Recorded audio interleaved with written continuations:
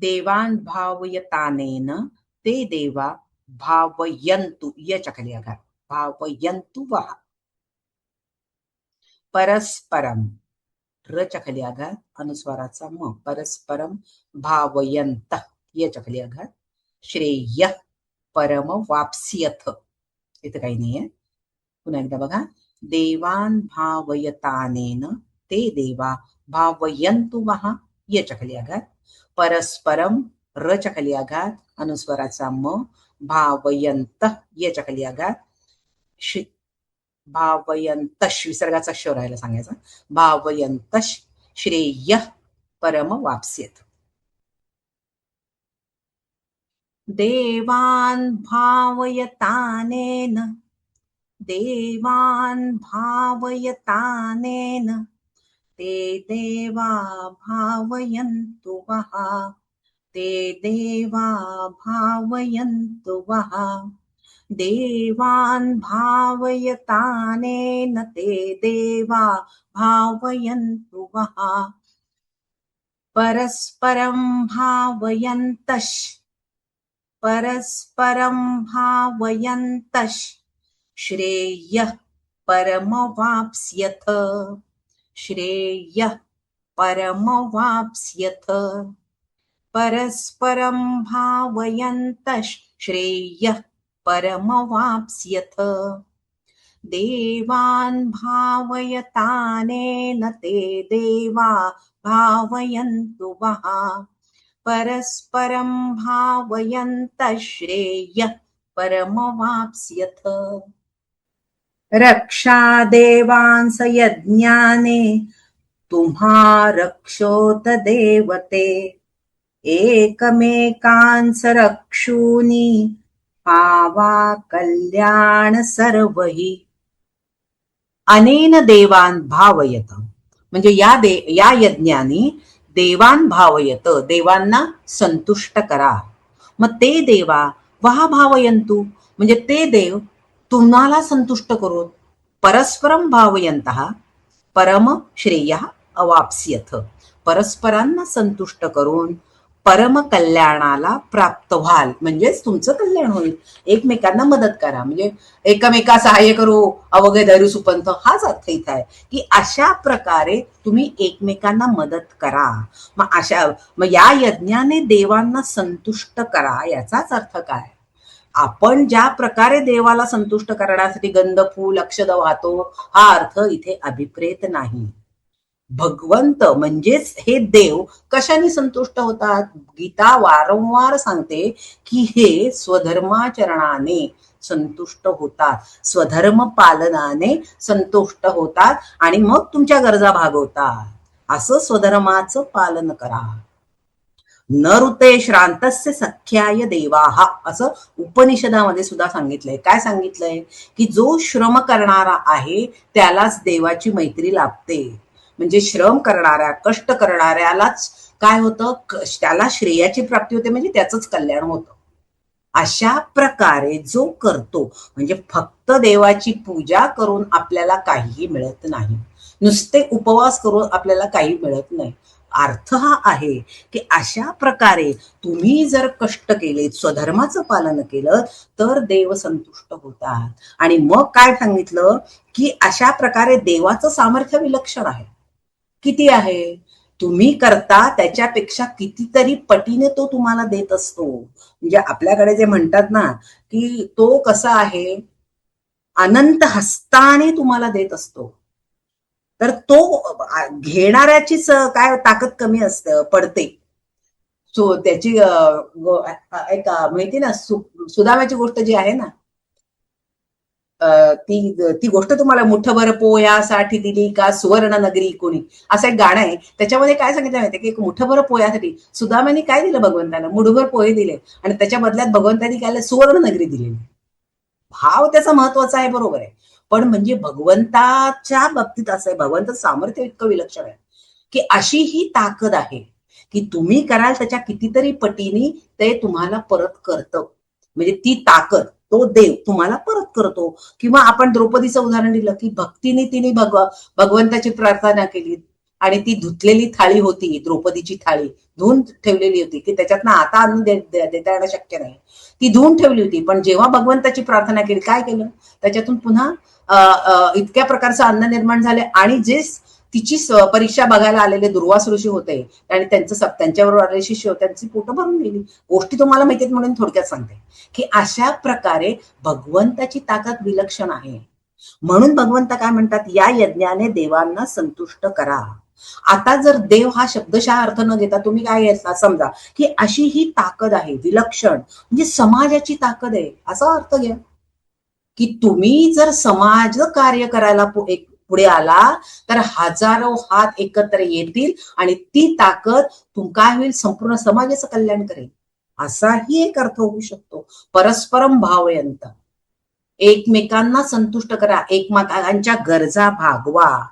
मी का करायचं आणि तू का करायचं अशामध्ये काय होतं, कुणाचंच काम दडत. एकत्र येण्याची जी ताकद आहे ती काय करते, परस्परम भावयंत, अशा प्रकारे संतुष्ट करते. एकत्वाची ताकद म्हणजे कुठल्याही अर्थाने तुम्ही देव शब्द घ्या.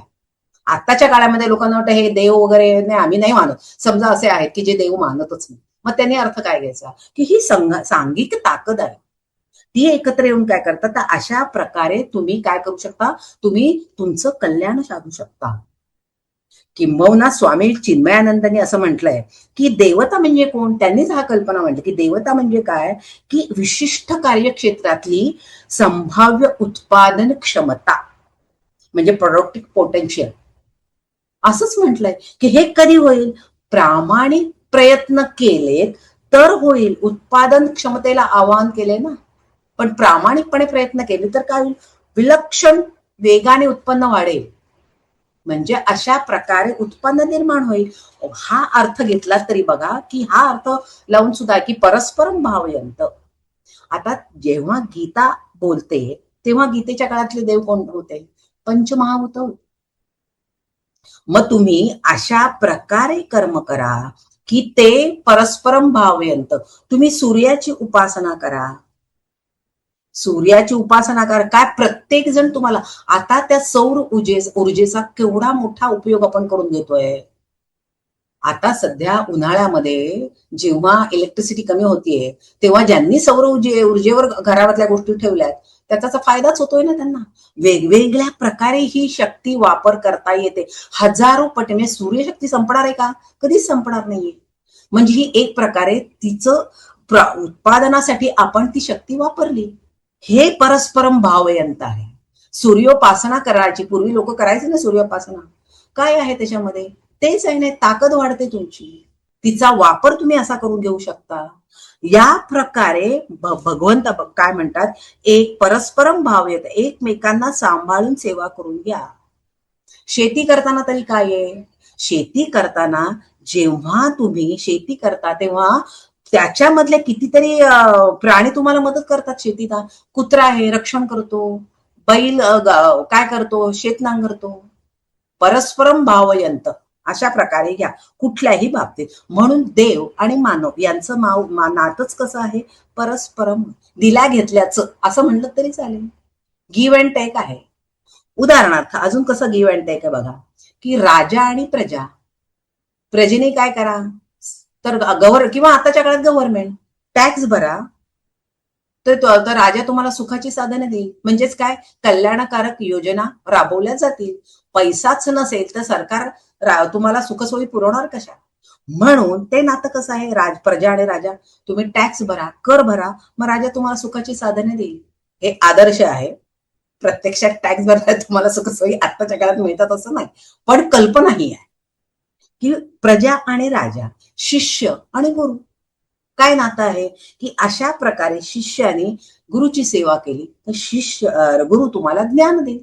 निर्धन, धनवंत काय आहे, अर्थ अशाच निर्धनाने काय करा, जे धनवंत आहेत, जे श्रीमंत आहेत त्यांची सेवा करावी. मग काय, त्याच्या पालन पोषणाची जबाबदारी तो श्रीमंत घेईल. म्हणजे अशा प्रकारे माणसाने जर दुसऱ्याला सहाय्य केलं तर परस्परम भावयंत. अशा प्रकारे दोघांची काय होईल, प्रगती होईल. ही सुसंगती संपूर्ण सृष्टीमध्ये आहेच, माणसाला सांगावं लागतं. मग सृष्टीमध्ये कशी आहे? सृष्टी चक्र बघा कसं आहे. निसर्गामधले सगळ्या गोष्टी एकमेकांना सहाय्य करणाऱ्याच आहेत, परस्परांना सहाय्य करणारच आहेत.